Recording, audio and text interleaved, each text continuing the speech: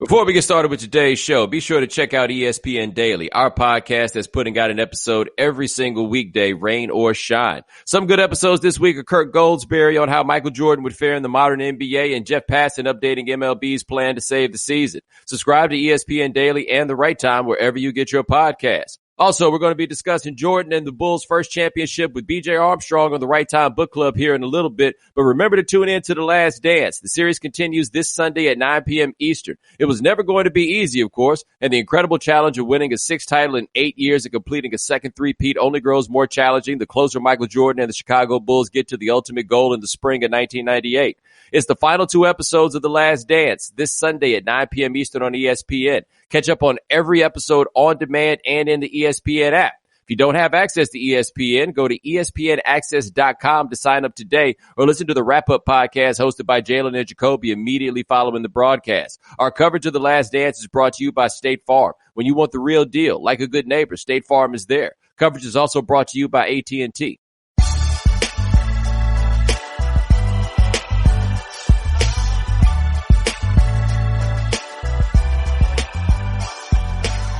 Ladies and gentlemen, welcome to The Right Time. My name is Bomani Jones. Thanks for listening wherever you get your podcasts. Rate us, review us, give us 5 stars. You'll give us 4 stars. I'm inclined to believe you are a hater. Coming up on this episode of The Right Time, we're going to talk about Tom Brady and Ahmaud Arbery. Also, The Right Time Book Club with BJ Armstrong. But first, Major League Baseball is trying to figure out how to get itself back onto the field, get this money coming back in, and I don't feel cynical in saying that that's the thing, is trying to get this money coming back in. I also am not really judgmental about people whose jobs it is to make money, trying to get back out here and make money because their job is to go out here and get this money. But it is baseball, which means you ain't really getting nothing out of the Players Association without some measure of concession. They are here to fight. They've always been here to fight. And so the players are trying to get all their money. Now, management always has a great advantage at a time like this because they get to talk about how poor everybody else is, right? Like, it's this wildly disingenuous thing where the richest people involved look at the baseball players and then say, but you know everybody else is out here sacrificing.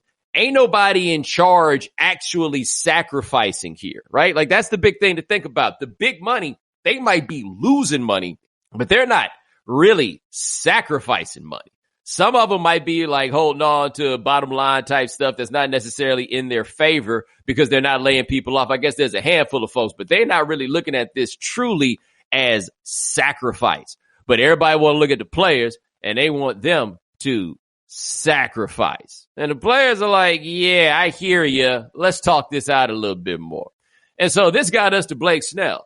I don't know if you know this, but Blake Snell, A, plays for the Tampa Bay Rays, and B, has the Cy Young Award.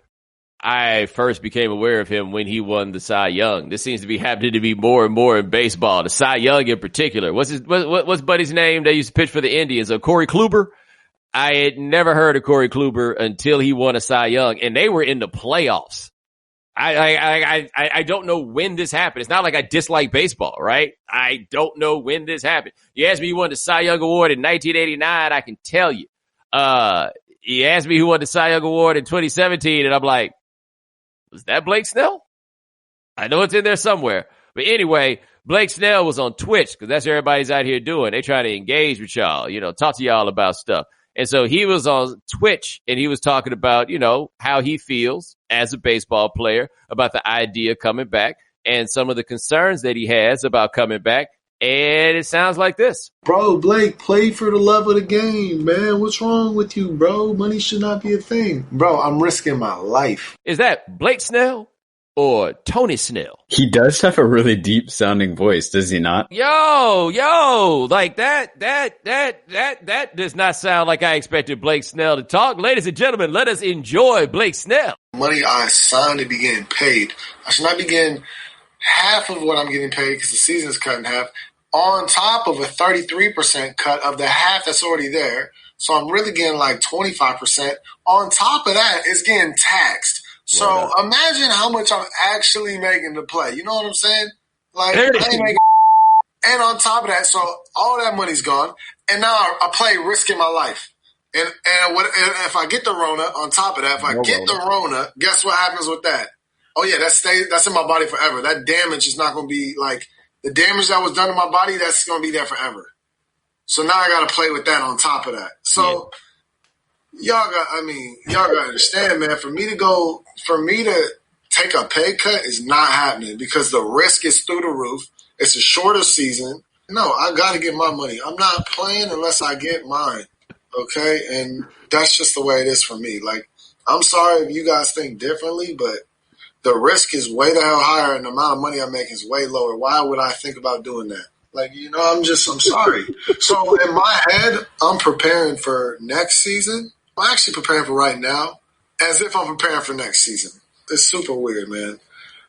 More Twitch streams for us, that's facts. Because I'm just saying, man, it just doesn't make sense for me to lose all of that money and then go play and then be on lockdown, not around my family, not around the people I love, and get paid way the hell less. And then the risk of injury runs every time I step on the field. So it's not worth it. It's not. I love baseball to death. It's just not worth it. Yo, interesting points. Great points all around. Gabe, was that the voice that you were expecting to get when you first pressed play on Blake Snell? No, it was not. I did not see that coming. I did not see that coming at all. I was surprised he didn't talk a little bit more actively with his hands. So I did a little Blake Snell research, right? Because I'm like, he got to be able to hoop, right? I need to know some more about where he's from, what his crew was, or whatever it is. So I went to the wiki page for his high school, because that is normally a good place for you to like get to the answers on these things. And the famous alumni from his high school, it's like Chris Cornell from Soundgarden, rest in peace. A couple of the dudes from Alice in Chains. We got some soccer players. We got a professional Overwatch player. He's from Seattle, by the way. Jamal Crawford, Nate Robinson. They went to a different school, Gabe. They did not go to the school that this particular gentleman went to.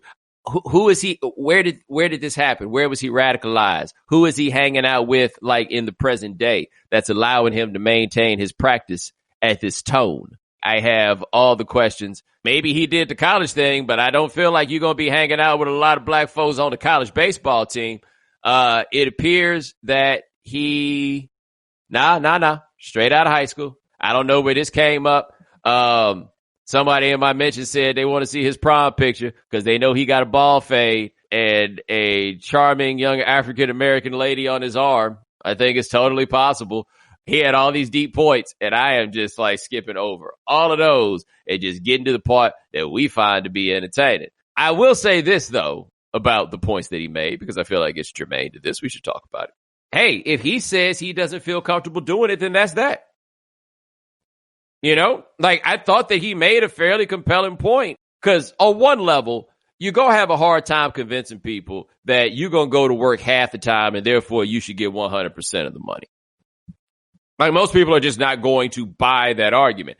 What he seems to be saying, though, which I think is fair, yeah, we're playing half the games, but in effect, he's talking about like hazard pay.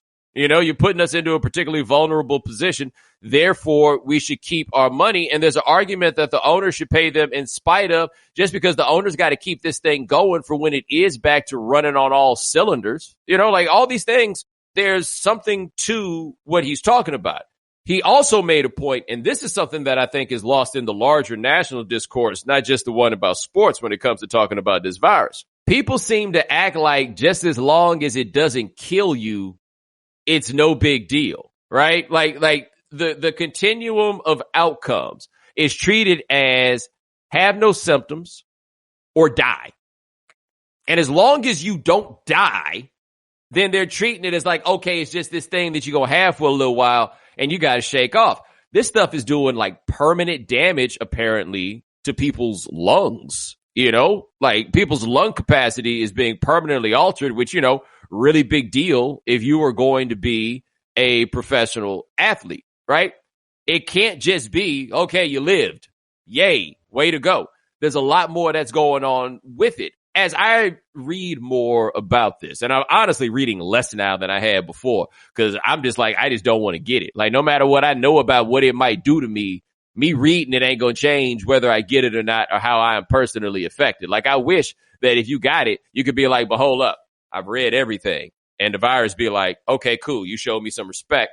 I'm going to chill out. I ain't got to tell you about my gangster, right? I ain't got to show you my gangster. I wish that it was like that. Not really how it works. But the only thing I feel like I know about this virus is that I don't know nothing about this virus. That's it. You know, and I know there are people whose jobs it is to sound like they're in control and to sound like they have all the information and to sound like, in many cases, they know more than they actually do.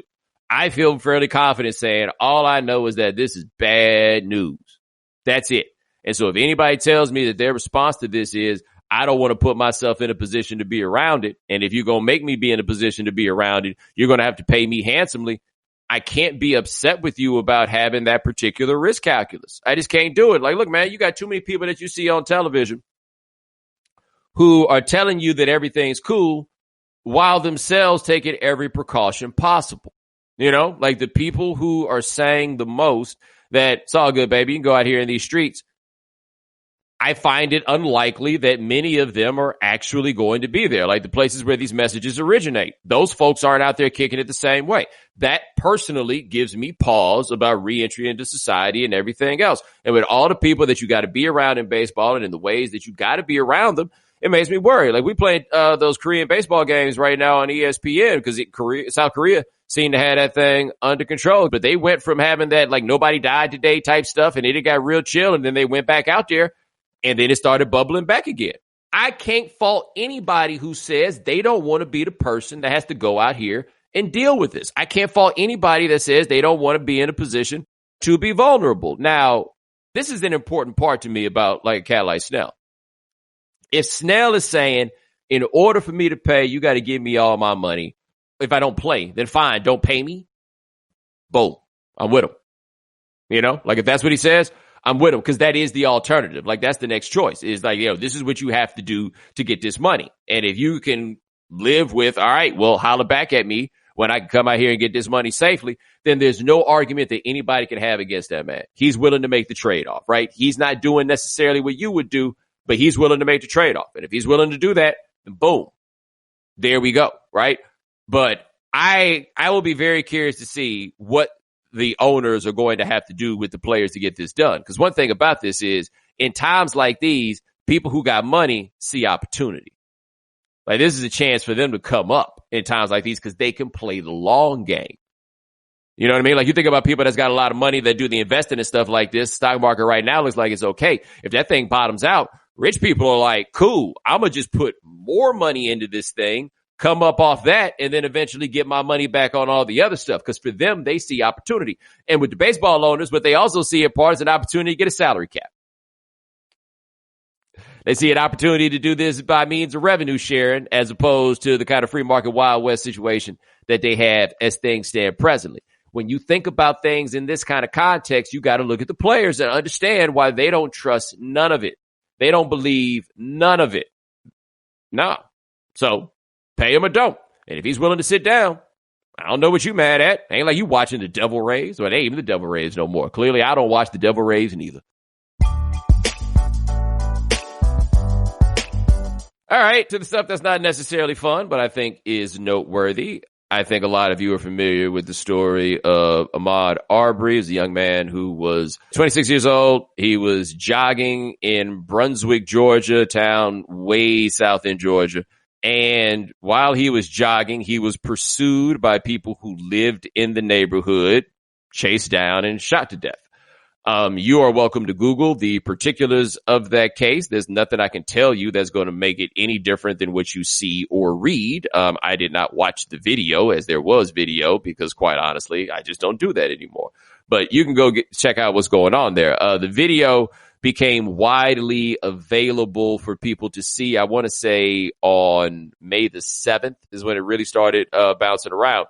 On May 8th, the Players Coalition, which was the group that was formed in partnership with the NFL on the heels of Colin Kaepernick and the protests and all the things that he started, Malcolm Jenkins, Anquan Bolden, those guys, they have the Players Coalition.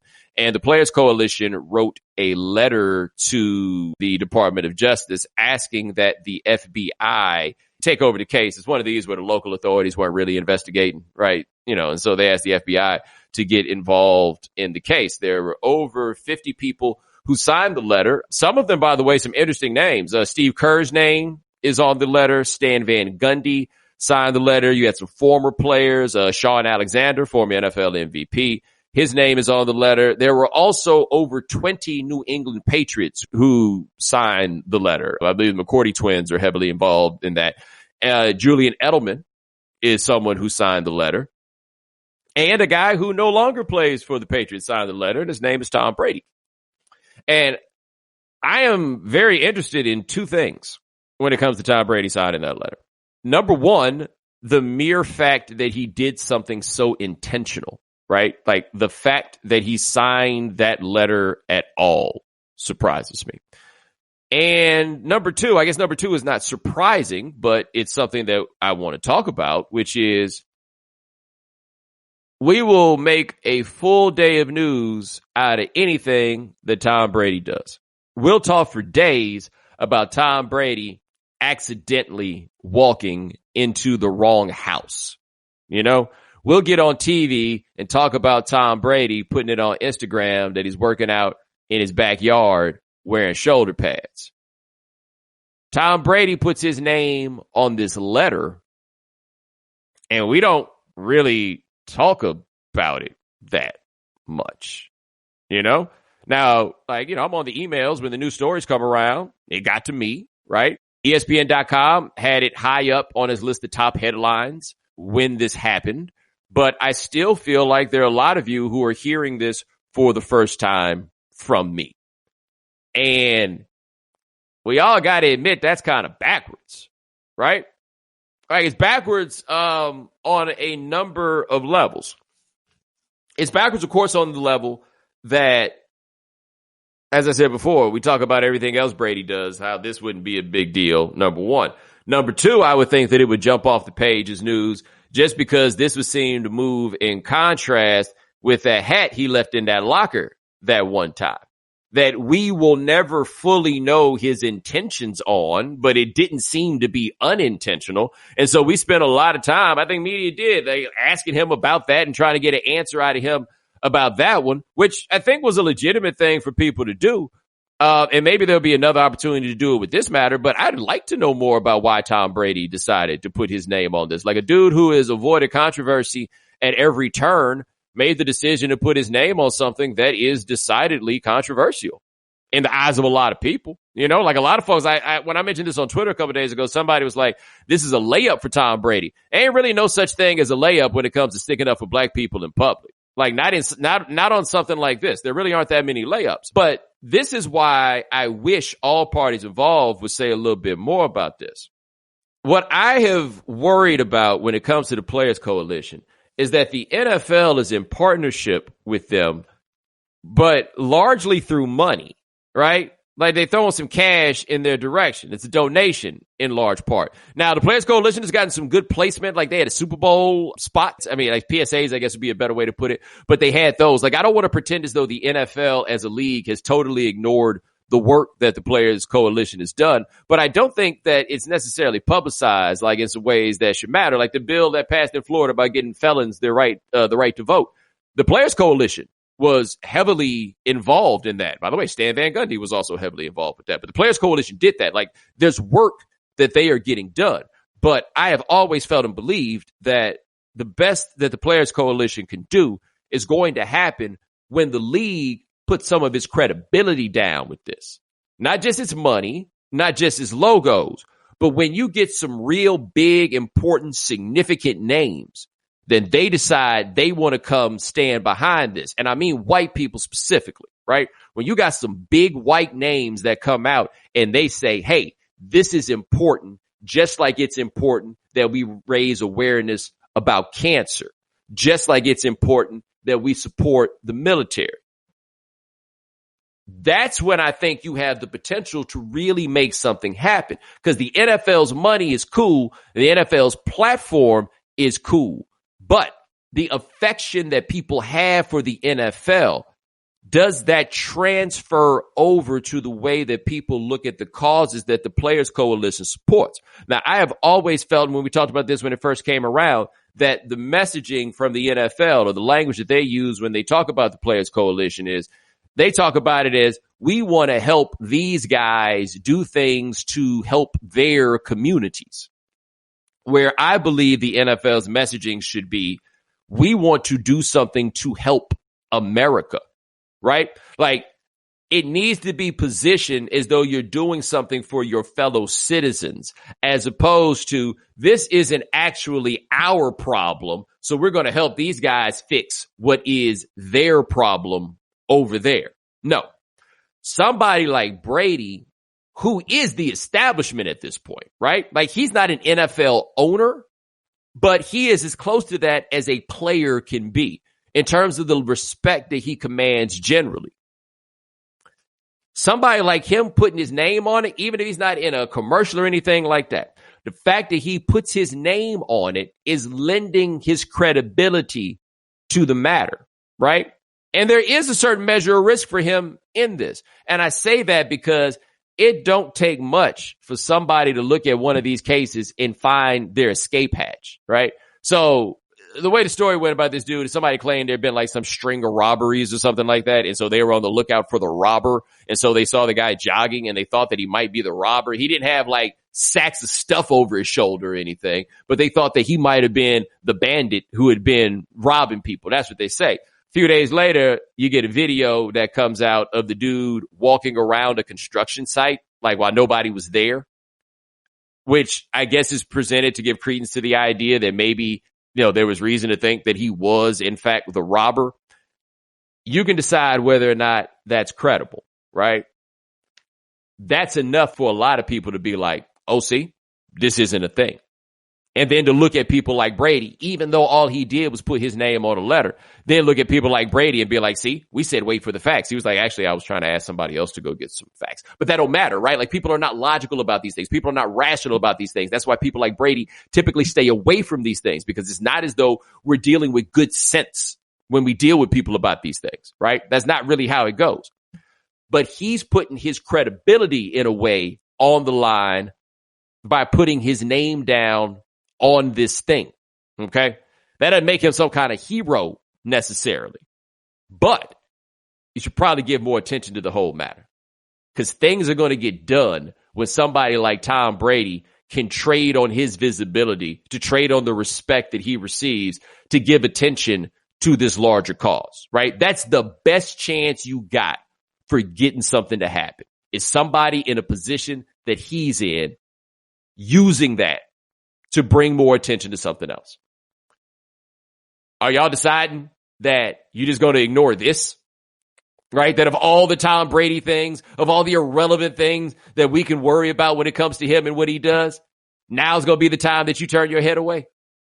Now's going to be the time that you don't pay any attention to it. Tom Brady says, hey, it looks like something really messed up might have happened down there, and the local authorities don't seem to want to investigate it.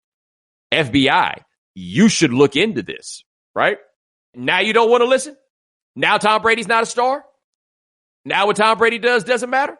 That doesn't make any sense at all, unless what you're saying is this cause intrinsically does not matter.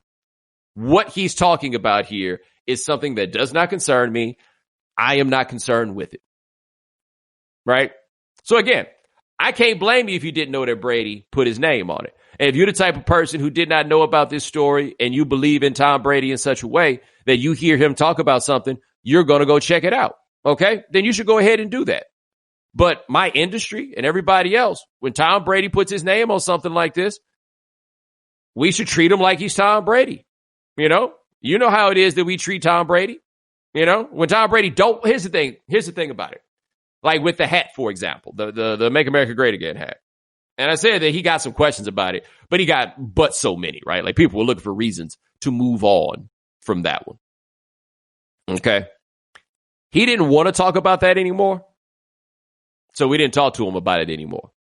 He has demonstrated that he wants somebody to talk about this. So why don't y'all do what y'all always do and do what Tom Brady wants and talk about it? And if your answer is, I'm not sure why, you might know. Not throwing shade at you necessarily. Just saying, maybe, just maybe, this would be time for a little bit of introspection.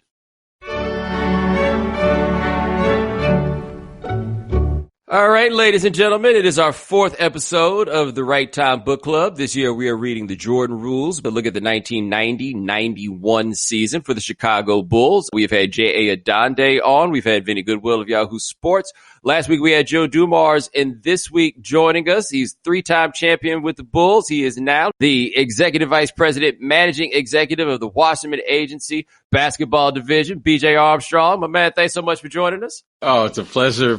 Hope you are doing well. Everyone's staying safe. And thank you again for having me on. Oh, dude, no problem. But now for my day one people, I have to tell you this story because they've heard me tell this story and everybody's going to love it. So in the early 90s, while you guys were running things, my brother was cool with a bunch of dudes from Chicago.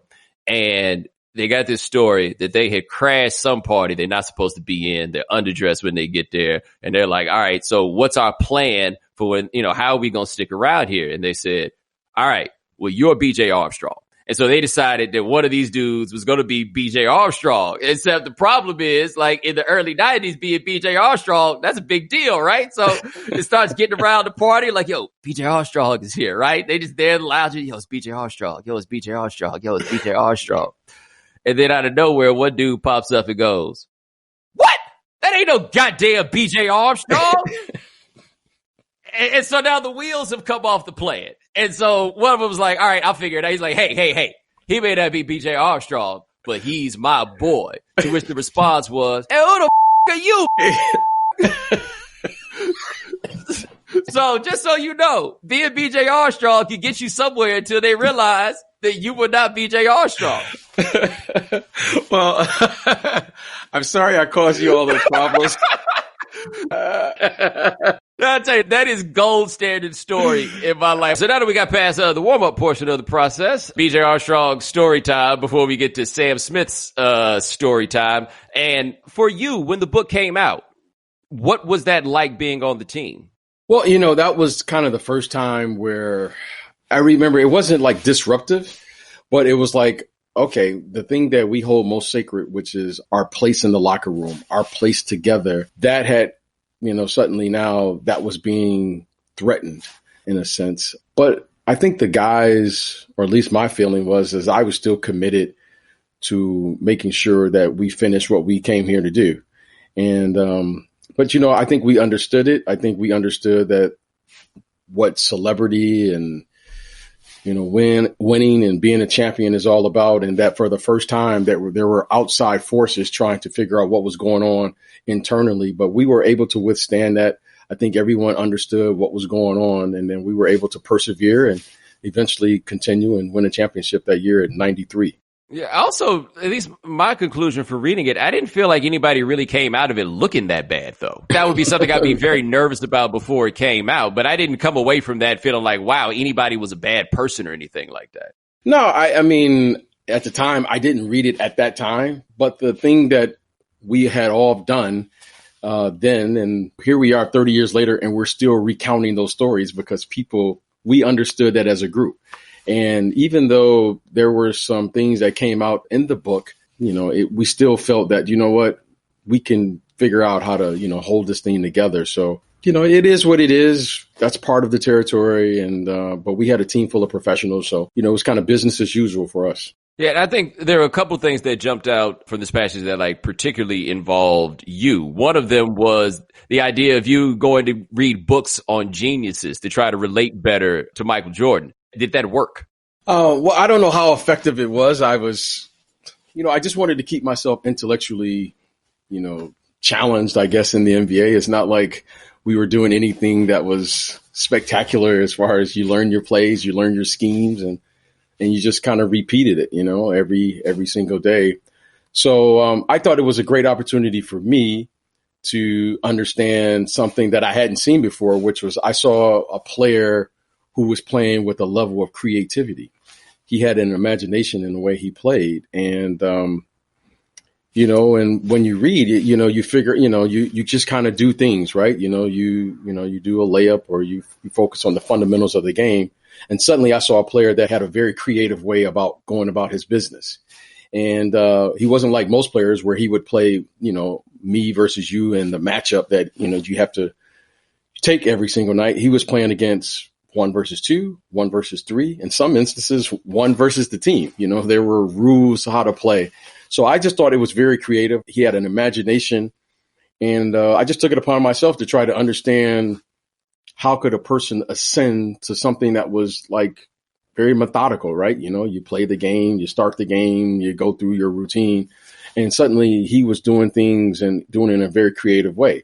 And my mom had given me some books and things to read because she always wanted me to keep myself kind of, stay sharp. And that was one of the books I was reading at the time. I think one of the things that The Last Dance has kind of missed about Jordan is the intellect portion of it, right? Because I've tried to find generally the flaw in him as a basketball player, and it's almost impossible to come up with. But lost in it, I think, is he was a really, really smart basketball player. And I think that's something that I can imagine playing with him is kind of be also kind of daunting, right?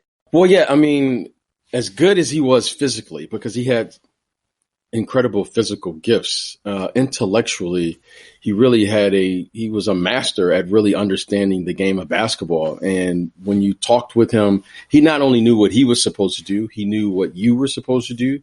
He knew what the team was supposed to do. He knew the rules and what the opposing team was trying to do defensively. And he just had a phenomenal understanding of the game. And I think that's the one thing that, people don't really talk about with him is intellectually, he was a master of the game of basketball. He really embraced the lifestyle. He was what I refer to as a basketball lifer. That's what he was. That's what he did. And along with his physical gifts. And when you put the two together, this is what you get is Michael Jordan. And then the flip side, though, I guess, is sometimes it can be a little hard to deal with. I keep hearing that. I didn't find them hard to deal with, because when you find someone who loves the game, when you find someone who truly loves it, then I didn't get, and I still don't get as I'm hearing that. I never came home and said he's hard to play with. When you say Michael Jordan, there's only one other word that you really can put next to it, and that's winning. So what was the other agenda other than he was going to do what he needed to get done to get to that point? And the thing that I always respected about him was, and I think he said it in the documentary, was I'm not going to ask you to do something that I'm not going to do myself. Well, one thing I do seem to notice is that the people who push back at Mike seem to be the ones that he liked, right? Like the people that took it, he didn't seem to have much for. But you're an example of this. We got, Horace Grant is another guy that if you push back, it seemed that was something that he respected. What I always found it with anyone is, especially with that group, we had a lot of strong personalities with that group. And whether it was Bill Cartwright, he was quiet, but he understood and he had the respect of the team. And we had great veterans and John Paxson and, Scotty and Horace were young. And I just never had a problem with, Michael and what he was doing because we were a group. We actually, in my opinion, when you achieve that level of success, we are actually policing ourselves. And the one thing that I don't think anyone realized is that he could also take it. He could take that. We were each other's truth tellers. So if Michael saw something that I was doing and I needed to correct, then he would say it, but vice versa. So it was never personal. It was just with the idea that we were trying to win. And I've been on good teams. I've been on some teams that weren't as successful.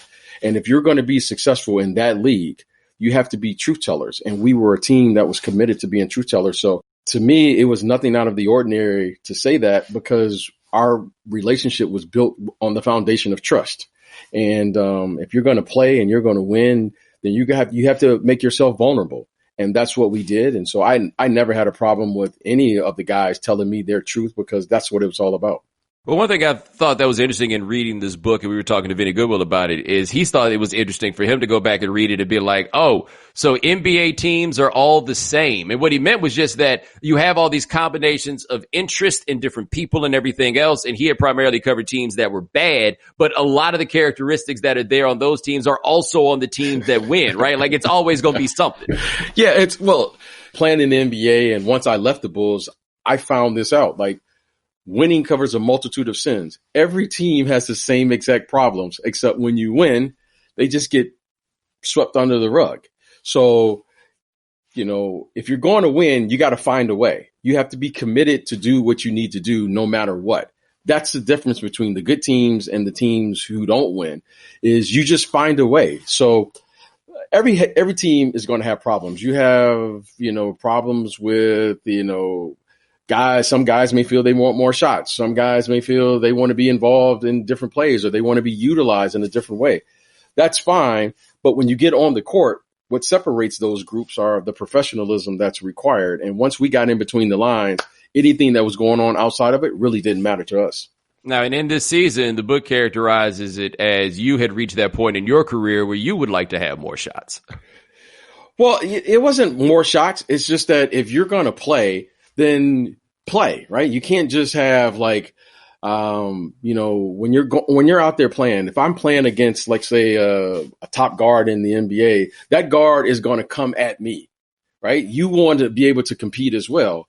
And, that's just a part of the nature of competition. So in the end, you had to understand what was going on. And the thing that I was very lucky, because when I came to that team, is that I came into a good team, and that team was already on its path, already on its journey. And the journey was, I didn't have the opportunity to figure out as a young player what I was going to be in the league. I had to figure out what I could do to help a team win immediately when I came into the league. And that's a lot different. So it was just a matter of me understanding and finding my path, finding what I needed to do. And I had veterans. I had people like Scotty. I had people like Michael that I could talk with and help me to understand that, this is what we need you to do at this moment in time. Like most young players, you come in this league and you try to find out what you can do. But that wasn't the case when I came into that team, because that team was ready to win. Now, what was your relationship with Phil through all of this?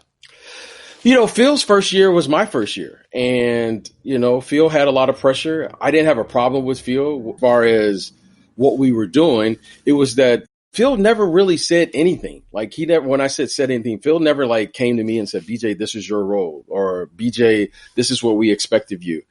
Phil was one, he kind of let you find your way. And as a young player, coming in my first year, we're in game 7 of the conference finals, so I was just learning on the job. So, he had different pressures. I had different pressures, and we didn't really, have this relationship where we were talking and communicating, so forth and so on. But he let me find my way. And I think many times we were all trying to, especially myself, I was trying to find my way. And probably, if anything, I probably wanted to have more communication with him, but that was fine. I figured it out. We moved on. So I didn't have a problem with Phil. And anyone who's played for Phil knows that Phil is, he kind of keeps his distance. And I can respect that. I understand it. But as a young player, you have a lot of questions. But I had great veterans to help me along the path. And I was able to kind of settle in and figure out what I needed to do to be a professional as well. Yeah, it's interesting you talk about the distance, because I think from where a lot of us sit, we imagine Phil with all his various outlooks and poking here and poking there and trying to figure out how to get you guys to the place where you are. And I could imagine, at least from here, that I can see how that could get old kind of quick once you realize that this is what that person does. Well, yeah, I mean, Phil is, he understands, kind of group dynamics, if you will. So it was very important for us, if we were going to be a great team, that we had to kind of pull each other along. And that's where the leadership comes in. He wasn't going to allow the team to rely on him. And if you ever watch a Phil Jackson team, he's not going to call timeouts. He's not going to bail you out if things are going rough. He's okay with letting things get a little rough a little bit. So, again, it just took me a little time to adjust to it. I hadn't been in a situation like that before. But once I kind of understood the environment that I was in, I adjusted, took on my responsibility because I knew what the guys expected of me, and then we moved on. Now, what was it like for you to be on the team that finally conquered the Pistons? Well, I tell you, that was the first time, losing to the Pistons in 1990 in Game 7 was probably it was my defining moment, as I look back of my career, because I understood then when I lost to the team that if I was going to move on to the next step, I was going to have to pour everything that I had and my soul to this task. The Detroit Pistons they weren't a good team. They were a great team. They were mentally tough. They had Hall of Fame players. They had a Hall of Fame coach. And as good as they were individually, they were that much better as a team. They had a Hall of Fame player coming off the bench, and Dennis Rodman. They were really, really good. So I had to make a choice then and there in that moment in that locker room to make us a change in my life. And the change had to be either I was all into this or I was just going to make an excuse of why we couldn't beat the Detroit Pistons. So I remember sitting there because I wasn't going to beat them with talent. We weren't going to overwhelm them, even though we may have had the best player on the floor. They had the best team. And it was going to require us to utilize our best player with the great players that we had and Scottie Pippen and so forth. We were going to have figure this out. We needed to do that together. And it required me to be vulnerable. I couldn't just go out and take on my matchup and just win my matchup. I had to have a way to think about the game because intellectually the Pistons were a fabulous team and they were a tough group. And that was the first time that I had to look at myself and say, okay, I have to be committed to every other guy at the hip. I got to be connected to every guy, to what they're doing. And if we're going to do this, this is one that's going to require all of us to really have a way to think about the game because they were as tough mentally as that I've seen. And I've always had the utmost respect for them when we played them. So to beat them and defeat them was something that I know the difficulty because I've been on the other side. You win and you lose, but you learn that really there's no difference because you have to respect the group that you're playing against. Well, and I think there's another level that I didn't realize until I started researching for this, that you are from Detroit. Yeah, I'm from Detroit. So I grew up, watching those guys. I remember in 81 when they drafted Isaiah Thomas. I remember when they drafted Joe Dumars. And for all of us who grew up in Detroit, that team embodied who we were, the bad boys, so forth and so on.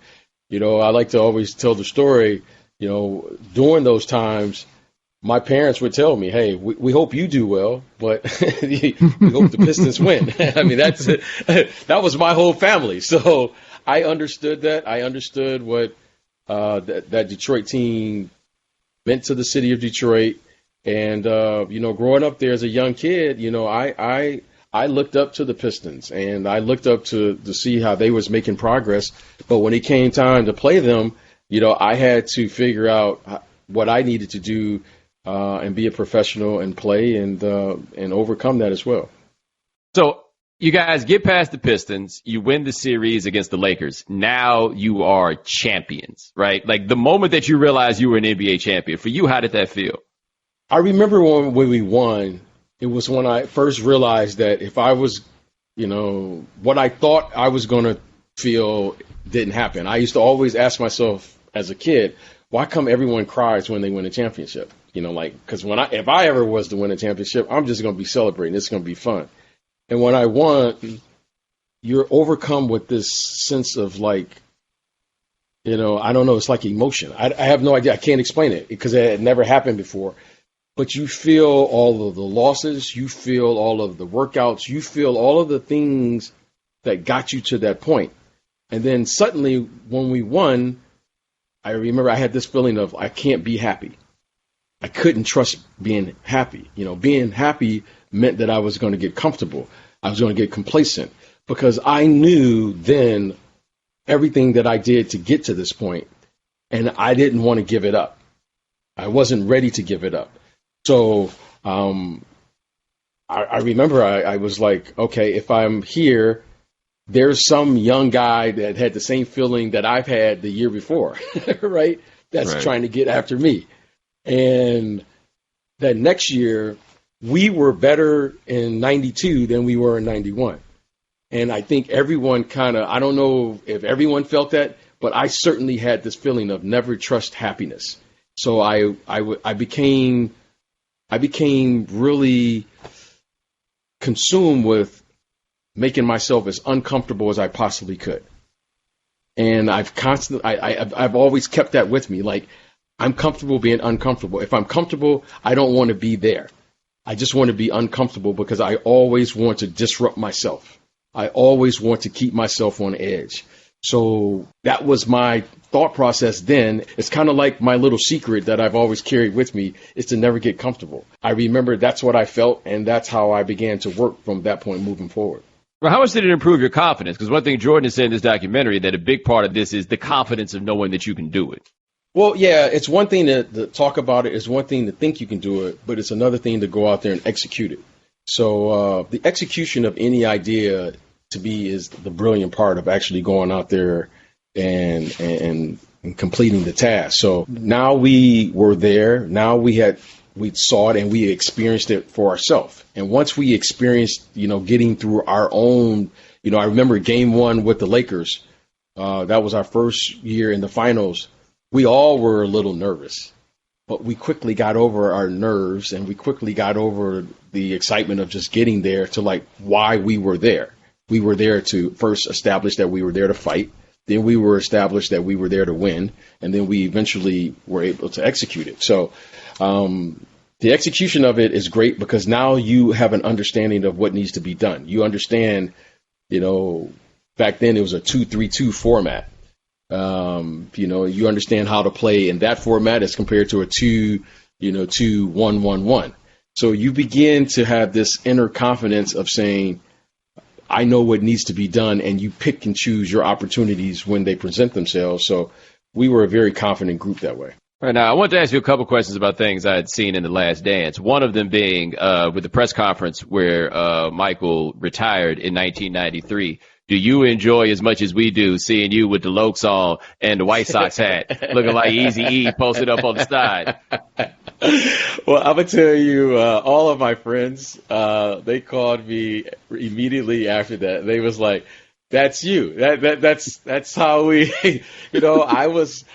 I grew up in Detroit and I'm a huge music fan and, in particular hip hop. And, so whether it was, West Coast, East Coast, I just love the music. I love the culture. Motown that's what we had in our house. And so me growing up with hip hop, that was me. That wasn't me trying to, that's how we dressed. That's how we did. And I loved it. And it's really funny. Because everyone called me and said the same exact thing. Because I realized, I guess I had not seen you in street clothes before, but it's one of those people like, yo, who's your man? Who'd you bring over here? That's BJ. Oh, that's his name, BJ? Nah, man, that's BJ. BJ, number 10. Yeah, so, whether, like I said, Ice Cube and Dr. Dre or, on the East Coast, KRS-One and G-Rap and, right. Grandmaster Caz. I mean, I could go on and on. That's how I grew up. So, I love the music. I love the culture and I still follow it to this day. So, that's my thing. I'm going to always stand up and represent the culture and knowing what that music meant to me as a young man and so many other people around the world. Well, I also wonder for you, I think people probably make a lot of assumptions about you in whatever direction just based on the baby face, right? I think that you ask people, I think Steph Curry deals with this to a degree too, that people look at him and see the young face and they don't actually know anything about him, but you start putting things on him because of what you see.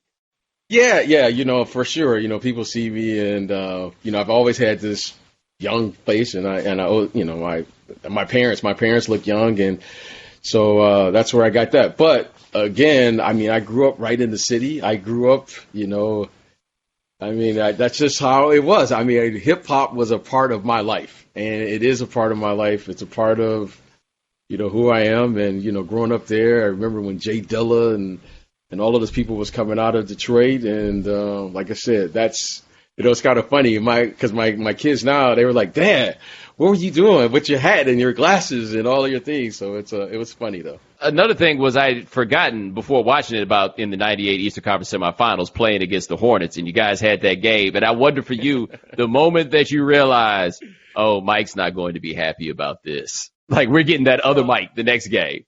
Well, I want to say this, right? I'm going to say this and share this. When I came into this league, there was a certain way that you had to conduct yourself and carry yourself because intimidation was a real thing, right? People were going to try you. And I learned this immediately when I came into the NBA. If you're going to play, and I learned this from Michael. Michael would always say, if I'm going to go down, I'm going to go down with nothing left. I'm going to go down with nothing left. And when you come into a playoff series, you got to establish immediately in this series that you are there to fight. You got to establish that. That's rule number one. That's rule number one.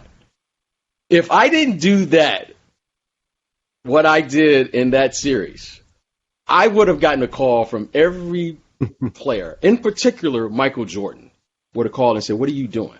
Because I didn't know any other way other than try to win the series or win the game.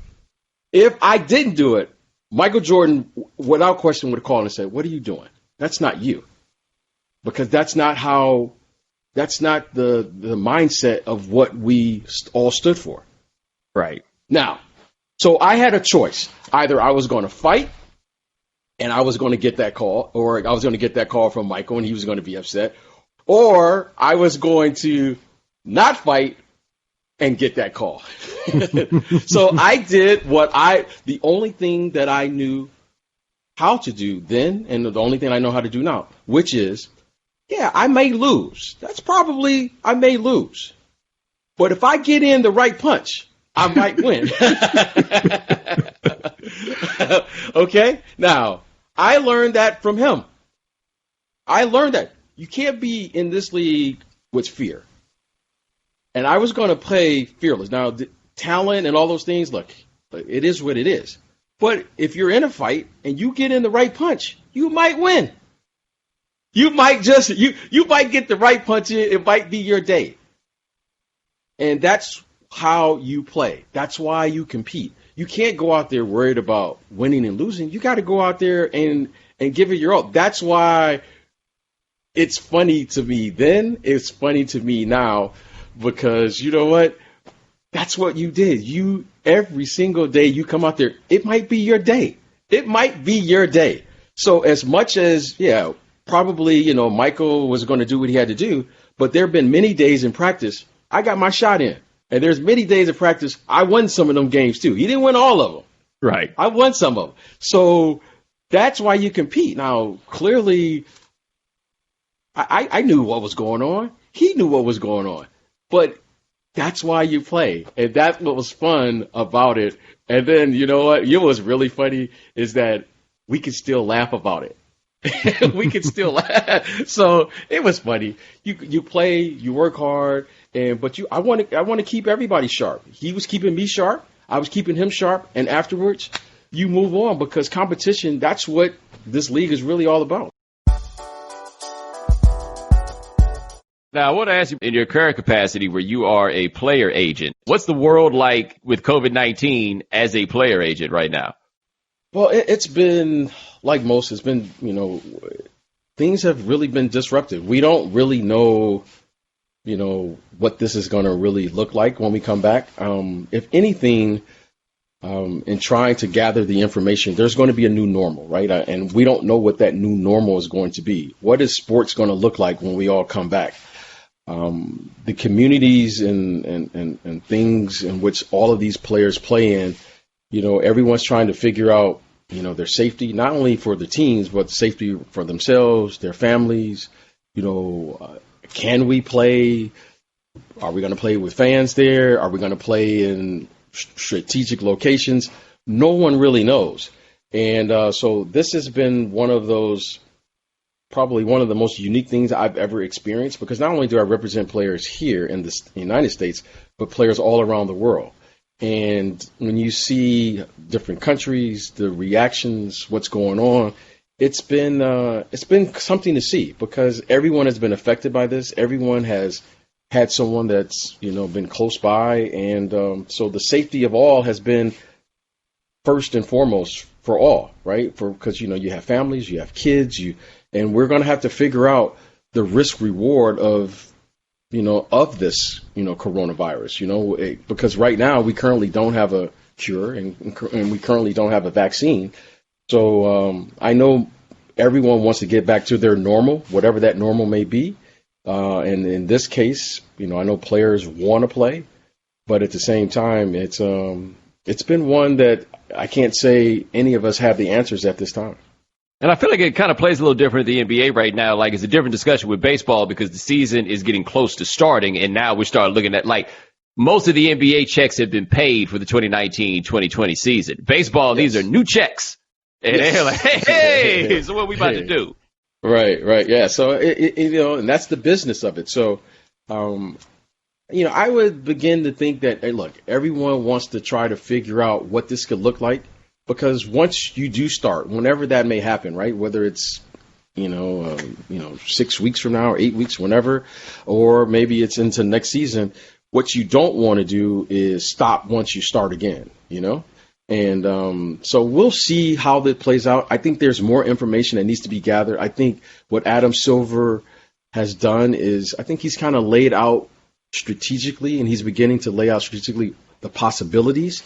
But in the end, I still think there's a lot more information we need to gather, and we'll see how that plays itself out here in the next 2 to 4 weeks. I think he just stated the other day. Like, just generally being an agent, like, I'm assuming you enjoy it because you still do it. But, like, how do you feel about just the experience of being on that side of it after spending so many years playing? Well, I was always that curious kid. And, playing, I got a chance to see some things that no one really prepared me for. I got a chance to see the business side of this. Everyone was like, oh, man, you want to play and you want to work on your game. And then suddenly when I got here, I started looking around. I go, well, why is that Budweiser sign over there? And why are we playing these games at this time? Why do we play 4 times a week?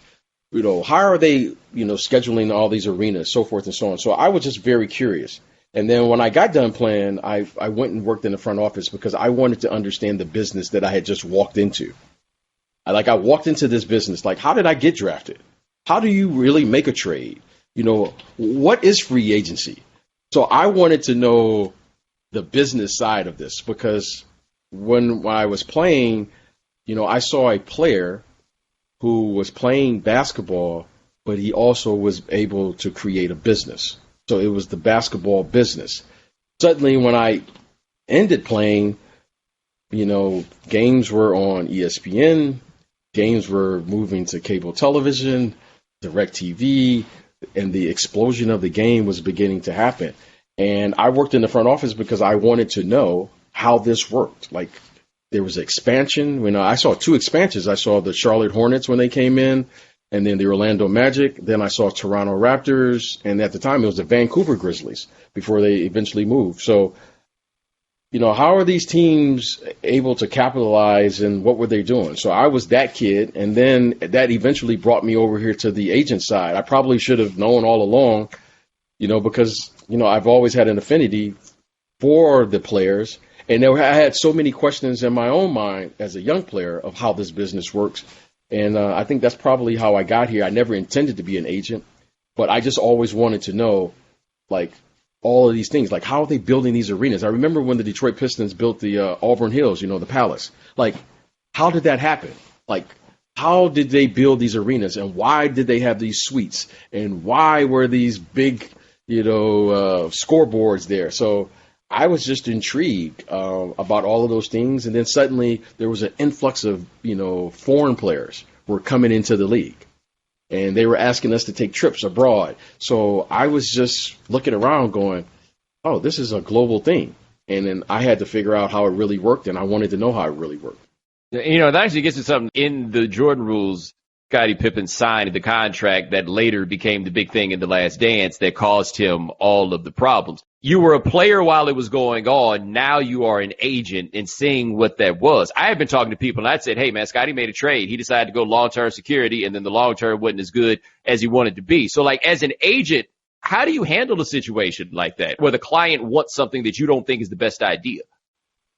Well, you know, the business is constantly changing. And, you know, look, without knowing all of the details, and, you know, I never like to comment about something when I don't know the details, because now as an agent, you know, it's easy to always to look back on something. Back then, the money and the things that we know now, you know, that wasn't the idea back then, right? You didn't play basketball and say, I could actually, you know, make enough money to possibly change my life and my family's life. That wasn't the type of money that we've come to see financially that we see today. The one thing I do remember about that time was that injuries were a part of the game. And I do remember that Scottie had an injury when he first came out, or early in his career. He had a back injury. So I don't know what that played in his thought process. It's easy now to say what happened. But when you have an injury as a young player, as you have an injury at any time, because you are going to get injured at some point in your career, that can have a drastic way you begin to look at life, right? So it's easy for me to say now what should have been happening, but when you're coming back from an injury like that, that has a significant way of thinking, because every player understands this. Everyone is always an ankle sprain away from it being over. Everyone. And coulda, woulda, shoulda, oughta sounds great after the fact. But when you're in that moment and you know that potentially things could change. You know, I represent a client like Derrick Rose. Derrick Rose was MVP, and suddenly it changes like that. Life changes like that. Either way. And when you have a significant injury, I had, you know, everyone's asking me about 3 championships and everything with the Bulls, but no one's asked me about my 6 or 7 surgeries that I had just to maintain and keep this thing on the track, you know, keep this train on the track. So when you have a significant injury and you have a surgery like a back surgery as a young player, that's a game changer, because you don't know whether you will come back. And I'm not saying, you know, that was the reason why or what have you, but I do know I've been in that hospital, and you don't know if you're going to come back. And I don't know what I would have done if I had, you know, a fusion on my back when I was, you know, 21, 22. It's no guarantee that you come back and your body responds. You don't know how your body's going to respond. So I get it. Scottie ascended to a place that we all thought he could. That's why they drafted him where they drafted him. But it's not a guarantee that you are, let alone you're going to win 1 championship. 2, you know, the man went on to be one of the top 50 greatest players of all time. And in the end, what the Bulls did do was they did a sign and trade with Scottie Pippen. Right. And they didn't have to do that. I've been in this executive chair where when you do a sign and trade, no one requires you to do that. So whatever happened. I just looked at it from afar. You know, I wasn't in the room, and there's always things, you know, in order to know what's going on, you got to be in the room. But what I do know is that, you know, every time I stepped out on the floor, I knew there was a chance it could be over. And this thing could go one way. And so I always say this with great humility. It's fun to say it and looking on the couch and looking from the outside. But hey, every time I went in for surgery, because my body, that's how I live. And you just never know. Like I never knew every time I had a knee surgery whether I was going to come back. And as a guard, as you know, that's not a comfortable place to be in, because your whole game depends on speed and quickness. I remember having surgery one year, and I saw Allen Iverson that year, and I was like, I got to make a decision here, because that man is moving at a pace that I hadn't seen before. So these are the things that happen that you are confronted with. So, you know what? I see it, but in the end, I think the business of how it happened when Scottie, I think he went to Houston, I believe. I had already left the Bulls by then. hey, it is what it is. No one can take that away. So, you know what? I get what was said, but you gotta put it in its proper perspective and just try to see the whole picture instead of just that one little moment. All right. That is BJ Armstrong, my man. Thank you so much for joining us with this, man. We really appreciate it. Appreciate you. Y'all be good. Ladies and gentlemen, thanks for joining us here on The Right Time. We do this thing a couple times a week. My man Gabe Bassane handles everything behind the scenes. Thank you, sir. Thank you to BJ Armstrong for joining us on The Right Time Book Club. Next week, we will wrap it up with Sam Smith, the author of The Jordan Rules. Be sure to check that out. Rate us, review us, give us 5 stars. You only give us 4 stars, I'm inclined to believe you are a hater. And we'll talk to you guys in a couple of days. Take it easy. Thanks for checking out The Right Time with Bomani Jones podcast. You can listen or subscribe on the ESPN app, Apple Podcasts, or wherever you listen to podcasts. The Right Time with Bomani Jones.